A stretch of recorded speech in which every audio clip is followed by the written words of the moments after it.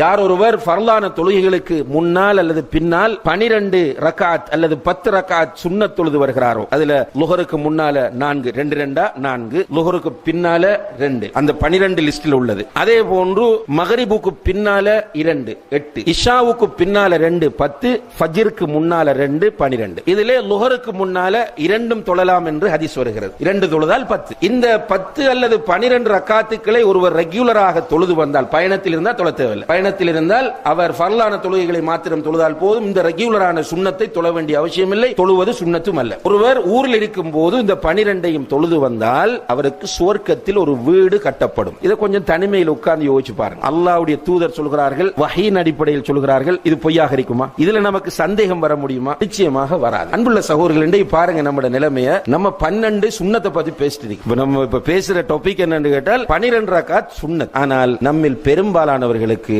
5 நேர தொழுகையே இல்ல. என்னதான் மனசுல நினைச்சிட்டு வாழ்ந்துட்டு இருக்கிறோமோ தெரியல. இந்த தொழாம வாழ்ற சகோதரர்கள் மனதில் எதை நினைத்து என்ன நினைக்கிறாங்க என்று உண்மையாக அவர்களே ஒரு தரம் மீட்டி பார்க்க வேண்டும். நான் தொழாம வாழ்றேனே, நான் என்ன நினைச்சிட்டு இருக்கிறேன்? அல்லாஹ் இல்லையா? குர்ஆன் ஹதீஸ் பொய்யா?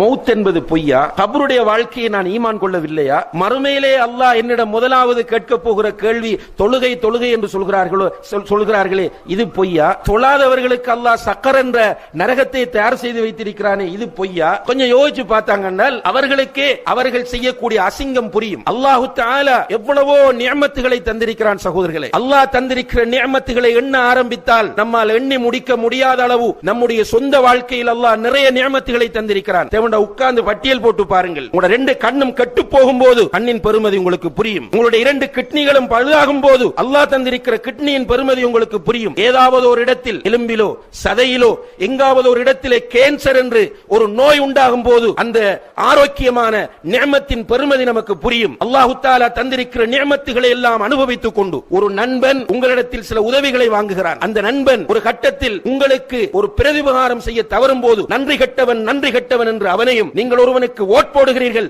அந்த ஓட் போட்ட அவன் உங்களுக்கு சேவை செய்யாத போது அவனை நன்றி கெட்டவன் என்று திட்டுகிற நீங்கள், உங்களுடைய மனைவியை நன்றி கெட்டவள் என்று திட்டுகிற நீங்கள், உங்களுடைய ரப்புக்கு நன்றி உடையவர்களாக இருக்கிறீர்களா கெட்டவர்களாக இருக்கிறீர்களா என்று தொழாதவர்கள் கொஞ்சம் யோசித்து பாருங்கள். கண்ணியத்திற்குரிய சகோதரர்களே, தொழாதவர்களுடைய நிலை மறுமையிலே மிக பயங்கரமானது. தொழக்கூடியவனுக்கு அல்லாஹ் வயல் என்ற நரகம் என்று சொல்கிறார். நல்லா யோசிச்சு பாருங்க. ஃபவைலுல் லில் முஸல்லீன் அல்லதீன ஹும் அன் ஸலாத்திஹிம் சாஹூன் அல்லதீன ஹும் யுராஊன். தொழுது கொண்டு தொழுகையிலே பொடுபோக்காக இருக்கிறவர்கள், மற்றவர்களுக்கு காட்டுவவர்களாக தொழுகிறவர்களுக்கு வயல் என்ற நரகம் என்றால் தொழாதவனுடைய நிலையை கொஞ்சம் யோசித்து பாருங்கள். ரசூல் ஸல்லல்லாஹு அலைஹி வஸல்லம் அவர்களுடைய காலத்தில் ஒரு கூட்டம் இருந்தார்கள், மிக டேஞ்சரான கூட்டம். ரசூல் ஸல்லல்லாஹு அலைஹி வஸல்லம் அவர்களுக்கு நிம்மதியை கெடுத்த கூட்டம். உங்களுக்கு தெரியும் அவர்கள் யார் என்று? ரசூலுல்லாஹி அலைஹி வஸல்லம் அவருடைய மனைவியின் மீது களங்கத்தை உண்டாக்கிய அந்த கூட்டம். ரசூலுல்லாஹி அலைஹி வஸல்லம் அவர்கள் வெளியூருக்கு போயிருந்த நேரத்திலே அவர்களுக்கு சதி செய்வதற்காக ஒரு பள்ளிவாசலை அமைத்த கூட்டம். யார் அவர்கள்? முனாஃபிக்குகள். இந்த முனாஃபிக்குகளை பற்றி அல்லாஹ் குர்ஆனில் சொல்லும்போது ஃபி தர்கில் அஸ்ஃபலி மினன் நார், நரகத்தின் அடித்தட்டில் அவர்கள் இருப்பார்கள் என்று அல்லாஹ் சொல்கிறான். நரகத்தின் அடித்தட்டில், அதாவது காபிர்களை விட கேவலமானவங்க முனாஃபிக். கண்ணியத்திற்குரிய சகோதரர்களே, இந்த முனாஃபிக்குகளும்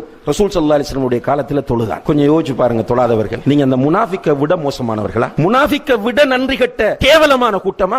ஏன் உங்களுடைய மூளையை பயன்படுத்தாமல் இருக்கிறீர்கள்? உங்களுடைய சிந்தனையை ஏன் பயன்படுத்தாமல் இருக்கிறீர்கள்? நீங்க ஹுத்பா முடிந்து போகும்போது ரோட் கிராஸ் பண்ற நேரத்தில் ஒரு வாகனம் வந்து அடித்தால் ஹலாஸ், உங்களுடைய வாழ்க்கை முடிந்து விடுகிறது. அன்புள்ள சகோதரர்களே, உங்களோடு கோபத்தில் பேசவில்லை. இந்த ஹுத்பாவின் பெருமதியை நீங்கள் மௌத்தாகும் போது உணர்வீர்கள். நீங்கள் கபரில் வைத்து உணர்வீர்கள். மஹ்ஷரிலே உங்களுக்கு முன்னால் அல்லாஹ் வந்து உங்களோடு நேரடியாக பேசும்போது இந்த ஹுத்பாவின் பெருமதியை உணர்வீர்கள். இன்று முடிவெடுங்கள். இந்த பள்ளியில் வைத்து முடிவெடுங்கள். அல்லாஹ்வின் மீது சத்தியம் செய்து முடிவெடுங்கள். இதற்கு பிறகு என்னுடைய வாழ்க்கையில் ஒரு வக்து தொழுகையும் நான் விடமாட்டேன் என்ற முடிவை எடுங்கள். ஒரு மனிதனை ரசூலுல்லாஹி அலைஹி வஸல்லம் அவர்கள் எப்படி தொழுகைக்கு வழிகாட்டுகிறார்கள் என்றால், நின்று கொண்டு தொழு, அதற்கு முடியாவிட்டால் இருந்து கொண்டு தொழு. அந்த அளவுக்கும் உன்னுடைய உடலில் ஆரோக்கியம் இல்லையா, படுத்துக் கொண்டு தொழு. அதற்கு முன்னால் முடியாவிட்டால் கண்களால் சைக்கினை செய்தாவது தொழு. தொழுகை விட முடியாது சகோதரர்களே. ஊரில் இருந்தாலும் தொழ வேண்டும், பயணத்தில் இருந்தாலும் தொழ வேண்டும். நீங்கள் வாகனத்தில் போனாலும் தொழ வேண்டும், விமானத்தில் போனாலும் தொழ வேண்டும். நீங்கள் சமாதான சூழ்நிலையில் இருந்தாலும் தொழ வேண்டும். யுத்த களத்தில் ஆயுதம் ஏந்தி போராடுகிற போராளிகளாக ஃபயரிங் நடந்து கொண்டிருக்கிற சூழ்நிலையாக இருந்தாலும் நீங்கள் தொழ வேண்டும் என்கிற அளவுக்கு இஸ்லாம் தொழுகையினுடைய முக்கியத்துவத்தை நமக்கு சொல்லி இருக்கிறது என்றால் ஏன் நமக்கு புரியவில்லை? இந்த சகோதரர்கள் ஒன்றை புரிந்து கொள்ளுங்கள். தொழாதவனுக்கு இஸ்லாத்தில் எந்த பங்கும் கிடையாது. நீ இஸ்லாம் பேசுறதுக்கு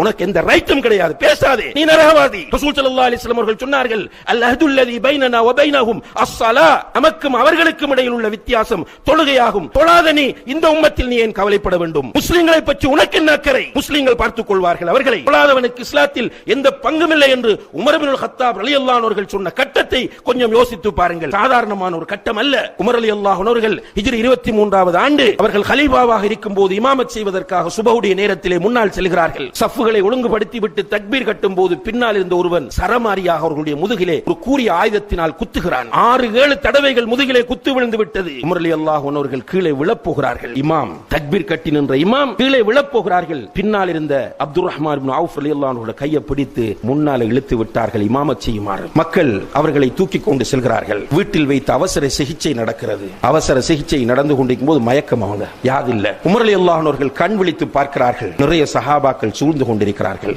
அந்த நேரத்திலே முதலாவது கண்ணை திறந்த உடனே அமீருல் முஃமினீன் கலீஃபா ஜனாதிபதி ஃபர்ஸ்டா கண்ணை திறக்கிறார் மயக்கத்தில் இருந்து. என்ன பேசணும், அவருக்கு என்ன சொல்லணும்? இப்னு அப்பாஸ் ரலியல்லாஹு அன்ஹுமா பக்கத்தில் இருந்து அவரை பார்த்து சொன்னார்கள், அமீருல் முஃமினீனே, நீங்கள் இன்னும் சுபஹு தொழவில்லை என்றார். அல்லாஹ். உமர் ரலியல்லாஹு அன்ஹு அவர்கள் நான் இருக்கிற நிலை என்ன என்று டென்ஷன் ஆகல. அவங்க கேட்டாங்க, மக்கள் தொழுதுட்டாங்களான்னு கேட்டாங்க. கேட்டுட்டு தயமும் செய்து உடம்பிலிருந்து இரத்தம் ஓடக்கூடிய நிலையில் சுபஹு தொழுகையை நிறைவேற்றி விட்டு சொன்னார்கள், லா ஹவ்வ ஃபில் இஸ்லாமி லிமன் தரக ஸலா, தொழுகையை விட்டவனுக்கு இஸ்லாத்தில் எந்த பங்கும் கிடையாது என்றார்கள். எனவே கண்ணியத்திற்குரிய சகோதரர்களே, உங்களை அல்லாஹ்வுக்காக நேசிக்கிறோம். நீங்கள் யார் என்று நமக்கு தெரியாது. மூமின்கள் என்கிற வகையில் ஜும்மா தொழ வந்திருக்கிறீர்கள். உங்களில் பெரும்பாலானவர்களுக்கும் நம்மை தெரியாது. நாம் கலிமாவின் அடிப்படையில் ஒன்றுபட்டவர்கள். உங்களை அல்லாஹ்வுக்காக நேசிக்கிறோம். அந்த நேசத்தின் வெளிப்பாட்டால் சொல்லுகிறோம், இன்றிலிருந்து நீங்கள் தொழுங்கள். ஒரு கஷ்டமான விஷயம் அல்ல, ஒரு சவாலாக எடுங்கள். நீங்கள் அல்லாஹ்வின் மீது தவக்குல் வைத்து அல்லாஹ்வை பயந்து அவனை நேசித்து நீங்கள் இந்த தொழுகையை தொழ வேண்டும் என்ற உறுதியான முடிவு எடுப்பீர்களாக இருந்தால் அல்லாஹ் உங்களுக்கு அதை இலகுபடுத்துவான் இன்ஷா அல்லாஹ். அதுக்கு பிறகு உங்களுடைய வாழ்க்கையில் ஏற்படக்கூடிய மாற்றங்களை நீங்கள் உணர்வீர்கள்.